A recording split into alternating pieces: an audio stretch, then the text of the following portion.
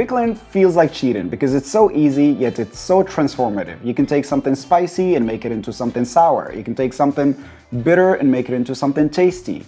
You can take something that is dull like a cucumber and make it into a pickle, you know? And I'm pretty sure a lot of you are asking yourselves now, well, if it makes dull things exciting and if it makes bitter things tasty, then can I pickle my husband or my wife? And the answer is no. But you can pickle almost anything else. First, we need to sterilize our jars. I normally give them a bath in warm, soapy water, then put them in the oven for 20 minutes at 140 Celsius or 285 Fahrenheit. We will start with an easy one, red chilies in apple cider vinegar. Remove the stems and chop the chilies into thin slices. Keep the seeds, because they look beautiful in the jar.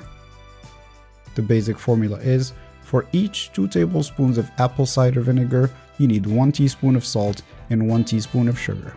Of course, you will need to make enough for the size of your jar, but the basic formula is clear. Mix until the salt and sugar are fully dissolved. All you have to do is fill up your jar with as much chilies as possible.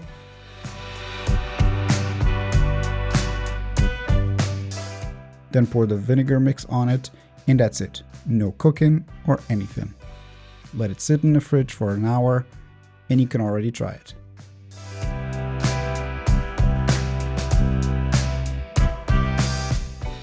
It's perfect for sandwiches or pizza, you know, anything where you want just a light kick with a touch of sourness. For the next 3, we will use the same brine. The basic formula is 240 ml or 1 cup of water, and 240 ml or 1 cup of vinegar, 22 grams or 0.8 ounces of kosher salt. Just bring it to a boil and pour it hot on anything you want to pickle. This is a classic from the Middle East called Kabees lift. For that we need 1 beetroot for each 3 turnips of equal size.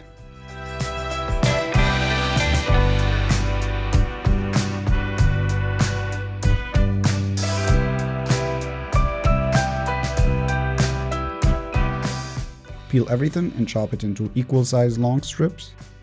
If you want them perfect, use your fries cutter.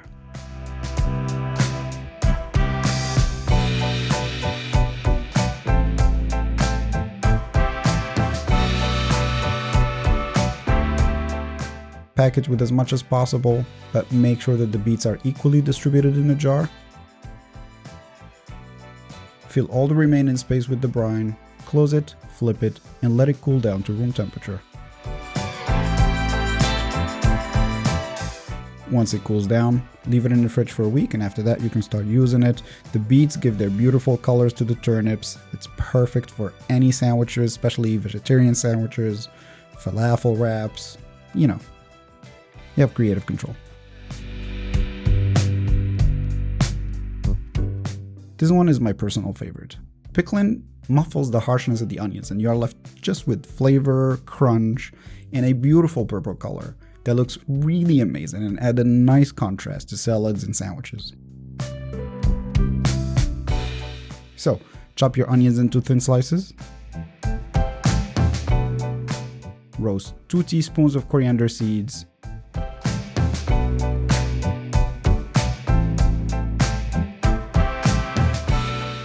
Add the coriander seeds first, and then the onions. Pour your boiling hot brine on it.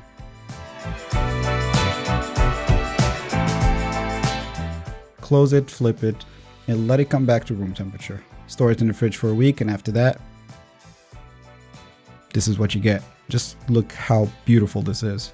I really cannot recommend this enough. Alright, this one is a classic.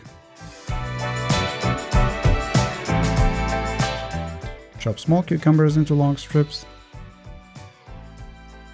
Thinly slice 2 garlic cloves. Toast 2 teaspoons of peppercorns. I'm using pink peppers because they're mild and beautiful, but feel free to use any type you want. Start with the peppercorns, then the garlic, and as much cukes as you can fit. Pour enough hot brine to fill up the jar. You know the drill. same as the rest.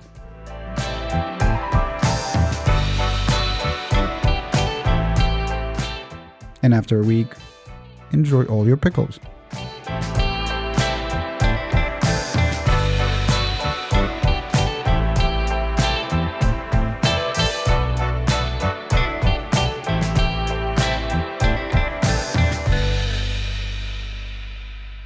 And that was it for me today. Really think of it as a guideline. Once you make the brine, you can almost pickle anything. So go out there and just be adventurous, pickle whatever you like, and enjoy. And I will see you next time.